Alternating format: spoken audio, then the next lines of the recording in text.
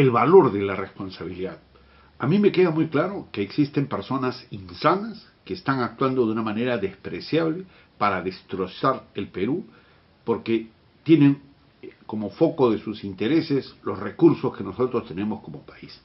Hace pocos días se ha dado una demostración de ello, pues no tengo la menor duda de que estas personas han manipulado a mujeres que, portando menores de edad, supuestamente sus hijos, un tema por verificar, y los llevaron a que se actúen como fuerza de choque frente a las fuerzas del orden que estaban protegiendo las zonas que se han declarado como intangibles.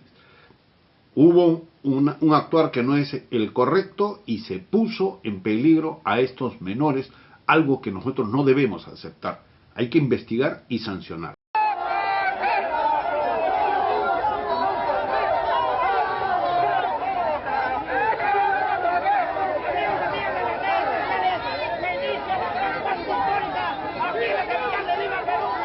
Compartan, hermanos, imágenes exclusivos para todos nuestros seguidores de Chasqui TV Oficial. En esta oportunidad estamos apreciando madres dignas, están saliendo con los niños. Vamos a ver la actitud. ¡Oye, bueno! ¡Oye, basura! ¡Desgraciado! De la policía, ya, de esta forma. Mira, hay niños, ¿eh? ¡Hay niños! ¡Hay niños! Reitero que yo no me dejo engañar. Para mí esto ha sido una maniobra totalmente calculada que ha puesto en peligro a menores de edad. Y esto utilizando a madres que lamentablemente no son solamente aquellas que llegaron, sino que hay otras en el Perú de que se prestan a alquilar o a explotar a sus hijos para obtener beneficios económicos, como lo podemos ver en estos testimonios. La campesina y su hermana, que también hacían mendigar a sus hijos, terminan de vender y pedir ayuda en las calles y se dirigen a una farmacia para, aunque usted no lo crea, cambiar miles de monedas en billetes. Luego de cambiar varios billetes de 100 soles, se fueron a seguir mendigando y ahí les cayó la policía. Al llevarlas a la comisaría, mire la cantidad de dinero que les hallaron en sus polleras, fruto de las limosnas que la gente les daba de buena fe. Y en registro personal a esta señora se les encontró más de 4.000 soles. Que indican ellas mismas que es producto de la mendicidad de 3 o de 4 días aproximadamente. Estos menores permanecían bajo la lluvia y en la calle. Así es, exactamente, estos menores permanecían bajo la lluvia, en el frío, dormían en el suelo, es más, ni siquiera comían. Al mes ganaban, escúchelo bien, cerca de 35.000 soles y encima no alimentaban bien a sus hijos. Agregaron que también se dan muchos casos de trata de personas. A una menor de edad natural de Abancay, que estaba con una bebita de aproximadamente 6 o 7 meses que no era su hija, ¿no? Que la habían dado aparentemente alquilada o prestada para realizar venta de golosinas, venta de caramelos y pedir limosnas en la vía pública. Entonces hay que tener bastante cuidado al momento de dar una limosna, porque en algunos casos estamos esclavizando a los niños a que sigan siendo utilizados por personas inescrupulosas. Si nosotros no reaccionamos, van a haber peruanos que van a pasar momentos muy duros, como el caso de la venezolana que muestro a continuación. Esta ciudadana venezolana lo sabe, pero afirma debe salir adelante por sus 2 hijos. Y ojalá que nunca les pase a ustedes la situación que uno está pasando y no les toque a ustedes vender caramelo en otro país, ¿sabe? Porque no es fácil, y de verdad pido disculpas, se incomodan muchas personas, yo pido disculpas de corazón. De verdad mi intención no es causarle molestia a nadie, solamente lo que hago es conseguir el pan de cada día, así sea con un solcito vendiendo mis caramelos. Nosotros queremos dejarle a nuestros hijos un país donde se pueda vivir en libertad y nos podamos desarrollar en paz. Para eso no debemos dejarnos engañar por estas personas insanas que ya destrozaron países hermanos como el caso de Venezuela. Estemos atentos. Así que al Foro de Sao Paulo le puedo decir desde Venezuela, estamos cumpliendo el plan, Foro de Sao Paulo. El plan va como lo hicimos. Va perfecto el plan. Ustedes me entienden, Foro de Sao Paulo, el plan va en pleno desarrollo. ¿Cuántos de ustedes aquí saben lo que es el Foro de Sao Paulo? Todo esto es una estrategia muy bien armada que se va pensando por décadas y por eso es imperativo saber lo que es el Foro de Sao Paulo. Y México, de todos los países en América Latina en los que yo he trabajado, donde he estado dando conferencias, donde me he reunido con políticos, con jóvenes, con empresarios, es el país que menos enterado está. Entonces, nadie aprende en pellejo ajeno. Si los venezolanos hubieran aprendido en pellejo ajeno, hubieran aprendido los cubanos, etcétera, etcétera. Y te voy a leer ahora sí, amigo, la agenda del Foro de Sao Paulo. Etapa 1, formulada para instalar el comunismo en México 2019-2020. Esto es para el año 2019-2020. Según la agenda del Foro de Sao Paulo, la puedes encontrar perfectamente en la página del Congreso Nacional Ciudadano. Dimos con ella y este fue el documento al que se adhirieron. 1. Crear Guardia Militar. 2. Someter al Poder Legislativo y Judicial bajo un solo poder. 3. Modificar la Constitución para manejar a discreción el dinero del presupuesto. 4. Empujar la equidad de género al extremo. 5. Desmistificar a las religiones introduciendo elementos que confundan con sectas esotéricas. Número 6. Control de medios, propaganda para impulsar el culto al líder. 7. Agenda progresista, aborto, drogas, homosexualismo y relatividad de valores. 8. Grandes proyectos símbolos que acaparen la atención del poder comunista. 9. Reformar la educación para la igualdad, adoctrinamiento y lucha de clases. Y 10. Expandir el ejército de gente leal al partido. Apoyos, dádivas y cupones. Etapa 2. Para el 2021-2022. Control político y de la población. 1. Redes sociales y partidos satélites de apoyo. 2. Reforzar la lucha por los pobres con la bandera de la corrupción y el neoliberalismo. 3. Control total del Internet. 4. Paramilitares que puedan evadir derechos humanos en caso necesario. 5. Mapear a los empresarios para proponer se vayan marginando o huyendo del país. 6. Más y más gente en gobierno, creando plazas para el partido, quitando las que puedan ser vistas como de herencia de gobiernos anteriores. 7. Estructura paralela para controlar a los gobernadores de los estados.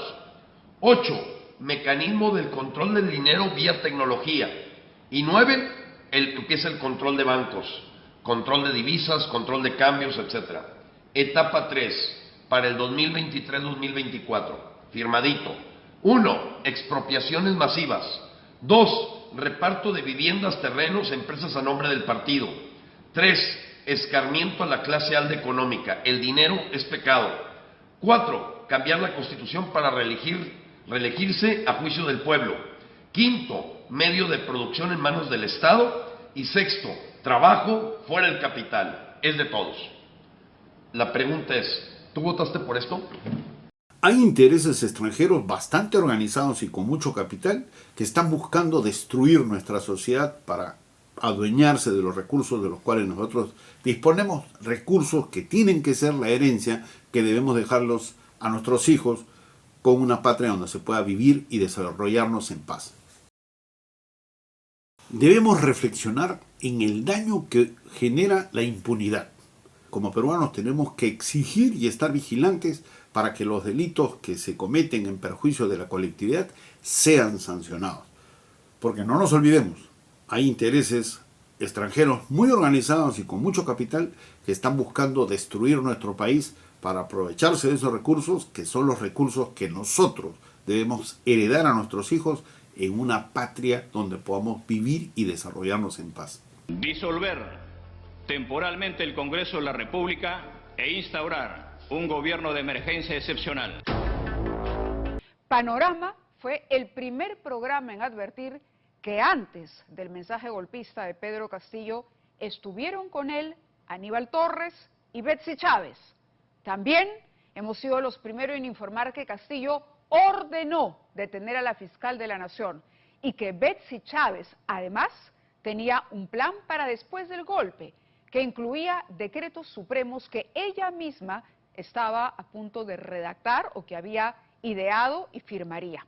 Lo que usted verá a continuación es material inédito, pero que no deja duda sobre la intención, sobre la salud mental o la voluntad que tuvo Pedro Castillo de arremeter con un golpe de Estado ese día. Señor Presidente de la República, Pedro Castillo Terrones, se le entregaba sumas de 50.000 soles mensuales para efecto de que mantenga en el cargo al señor Heiner Alvarado como ministro de Vivienda.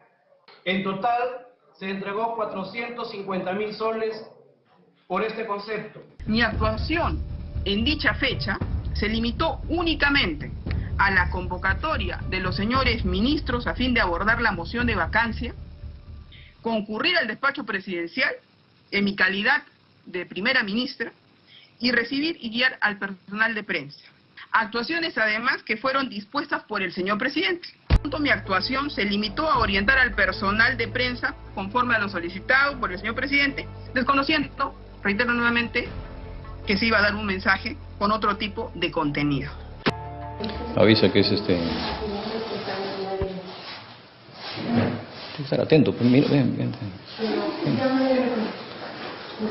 Tiene que avisar que es un mensaje a la nación. Que lo diga ella. Y esta mujer, muy obediente, acataba las indicaciones. Tuvo reuniones previas a la emisión del mensaje a la nación del cierre del Congreso con el señor Pedro Castillo Terrones. No. Aníbal Torres ha negado reunión previa al golpe de Estado con el expresidente. Las imágenes, sin embargo, desbaratan su versión. Sí fue con Betsy Chávez al despacho presidencial de Pedro Castillo, previo al mensaje.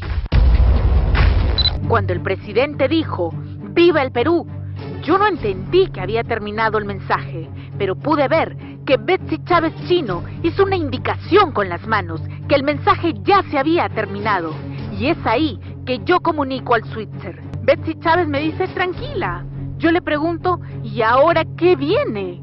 Y ella me dice que va a hacer adelanto de elecciones. Yo le pregunto, ¿generales? Ella no responde.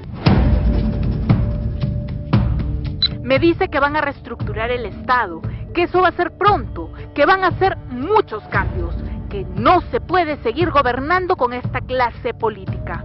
Yo le pregunto, ¿cuándo? Y ella me dice, ahora mismo, tengo que sacar el decreto supremo. No, yo le he preguntado, le he dicho, ¿por qué has leído ese documento? Y me dice, Guido, no me recuerdo, yo no he querido detallar mayor tema, dije, ya. Si no se recuerda lo que ha leído, no estaba bien, perdón. ¿No le parece que el comunicado que dio sí fue un golpe de Estado? El comunicado sí, pero él no lo ha escrito. ¿Quién lo ha escrito? Eso es lo que hay que determinar, ¿quién lo ha escrito? Claro, pero ¿quién lo ha escrito? Con 17 votos a favor, 2 en contra y una abstención, se aprobó el informe final de la denuncia constitucional contra los exministros Betsy Chávez, Roberto Sánchez y Willy Huerta por la presunta comisión de los delitos de rebelión y conspiración para una rebelión luego de estos hechos ocurridos el 7 de diciembre del 2022, donde el expresidente Pedro Castillo intentó dar un golpe. Hay intereses extranjeros bastante organizados y con mucho capital que están buscando destruir nuestra sociedad para adueñarse de los recursos de los cuales nosotros disponemos, recursos que tienen que ser la herencia que debemos dejarlos a nuestros hijos con una patria donde se pueda vivir y desarrollarnos en paz. José Luis Aliaga del Grupo Supera me enseñó a entender por qué personas que son inteligentes terminan haciendo mucho daño a personas inocentes. Y la explicación está en la calidad de su conciencia. Dicho de una manera más sencilla, porque son personas que no tienen valores y sus creencias son totalmente egoístas, nocivas. Señor Salas, buenas noches, bienvenido al programa. Buenas noches, Milagros, muchas gracias. Le agradezco su presencia. No, gracias por la invitación y primero, en virtud de tu introducción que haces al programa, manifestarte que ni Sobón ni Aulón. Soy un demócrata que quiso lo mejor para el país. ¿Era Sobón? Yo no defendo. No, por favor, me acuerdo, cuando los periodistas le preguntaban y usted cuando uno decía protege de todo, cómo y lo defiende protegía. la democracia, y lo voy a hacer siempre con la democracia. Pero no protegía la democracia, Pero lo protegía Pedro. Sí, por supuesto que sí. Fue un gobierno legítimamente elegido, ¿no es cierto?, por voto popular, les guste o no les guste. Y fue así hasta que él decidió terminarlo de manera inconsulta. Pero nadie dice lo contrario, fue elegido por el pueblo, pero fue un corrupto. Y usted nunca dijo nada sobre las denuncias de corrupción, al contrario, lo protegía. El día anterior a este patético golpe de Estado, aunque a usted no le gusta recordarlo, en este canal, Salatiel Marrufo, bueno, lo denunció Philip Butters, estaba contando cómo lo habían aceitado con 4 palos. Y tuvo usted muchas horas para, en virtud de la democracia, exigir que ese sujeto corrupto dijera toda la verdad. Y no lo hizo, señor Salas. Para mí usted siempre fue un sobón. A ver, el ministro ahora de Trabajo sobre Jennifer Paredes, escúchenla. Y cuando hemos visto las imágenes de una ciudadana buena, luchadora, la hija del presidente, presentarse por voluntad propia ante el Ministerio Público para que hagan sus investigaciones, dicen, levantando la mano en una señal de esperanza, como diciendo: acá estoy, no tengo a nadie que mentirle, y acá estoy, papá, todo va a estar bien. La democracia involucra esfuerzos, involucra sacrificios, y a lo largo de la historia hay muchas personas que se han sacrificado por nuestra democracia, y señor presidente, Jennifer es una de ellas. Voy a retirarlo, sobón. Usted protegía a un señor que era un corrupto, probadamente corrupto, que había entrado a Zarratea, que había tenido una oficina en paralelo. Usted es mayor, es un analista, no por gusto era uno de los principales escuderos. Eso sí lo va a reconocer, ¿verdad? Que era uno de los principales escuderos del gobierno de Castillo. De la democracia, Milagros. No, pues, ya, eso no lo voy a aceptar. Bueno, pero podemos discutirlo. De la democracia, ya en su criterio. Pero era uno de los principales escuderos. Era un vocero designado con resolución ministerial. Un hombre inteligente que sabe ver un poco el bosque. Señora, ¿a usted hoy día no le avergüenza haber sido parte del gobierno de Pedro Castillo? A mí no me avergüenza haber servido al país, Milagro, bajo ninguna circunstancia. Alejandro Salas, el exministro de Trabajo, sostuvo que se arrepiente, escuchen, se arrepiente de haber ejercido dicha cartera en el gobierno de Castillo luego que éste intentara dar un golpe de Estado. ¿Se arrepiente de haber sido ministro de Pedro Castillo? En democracia yo he servido a mi país con valores, con integridad y con ganas de hacer las cosas bien. ¿Pero se arrepiente o no se arrepiente? Después de las circunstancias y de lo que se ha escuchado, por supuesto que sí. Yo he sido ministro en democracia. La conclusión es muy sencilla. Aprendamos a defendernos de personas que son inteligentes, pero que son carentes de valores, porque nos van a hacer daño.